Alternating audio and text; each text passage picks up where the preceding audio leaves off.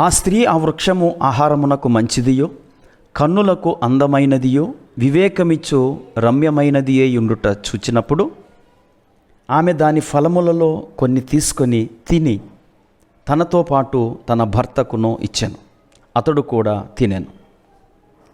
చాలా కాలం క్రితం నేను ఒక అబ్బాయిని గూర్చినటువంటి కథను చదివాను. ఆ అబ్బాయి ఒక ఆయా పెంపకంలో ఉన్నాడు. వాళ్ళమ్మ ప్రతిరోజు ఉద్యోగానికి వెళ్ళి వస్తూ ఉంటుంది. ఒకరోజు బీరువాలో ఉన్న ఒక అందమైన పూల కుండీని ఆ పిల్లోడు చూశాడు. దానిని ఇమ్మని పేచిపెట్టాడు. అది ఇవ్వడానికి కుదరదు అని ఆయ ఖచ్చితంగా చెప్పింది.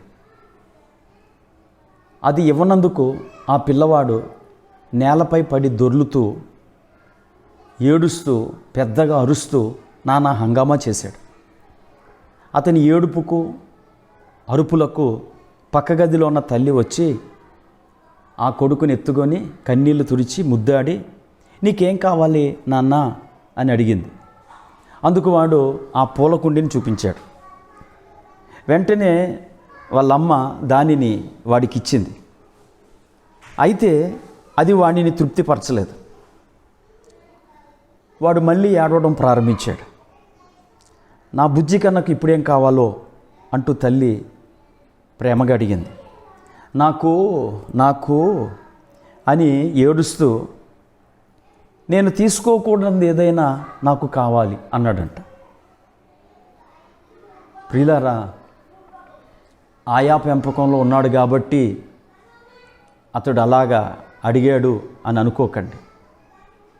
ఈరోజు మానవ స్వభావం అలాగే ఉంటుంది. నిషేధింపబడిన వస్తువుల్నే మనం కోరుకుంటాం. అంతేకాదు, నిషేధింపబడినవే మనకు అందముగానో ఆకర్షణీయముగానో కనిపిస్తూ ఉంటాయి. ఆదాము హవ్వలు ఏదెనులో హాయిగా బ్రతుకుతూ ఉన్నారు. కానీ నిషేధించబడినటువంటి ఫలం, మంచి చెడ్డల తెలివినిచ్చు వృక్ష ఫలం హవ్వ యొక్క కన్నుకు అందముగా రమ్యముగా కనిపించింది. దానిని తినిన తర్వాత ఆది దంపతులకు ఏమైందో మనకు తెలుసు. వాళ్ళు ఆ తోట నుండి బహిష్కరించబడ్డారు. అంతేకాదు, అప్పటి నుంచి వారి యొక్క జీవితం దుర్భరమైపోయింది. ప్రియులారా, పాపము ఆకర్షణీయంగా ఉంటుంది. కానీ పాపంలో పడిన తర్వాత తెలుస్తుంది పాపము చాలా చేదైనదని.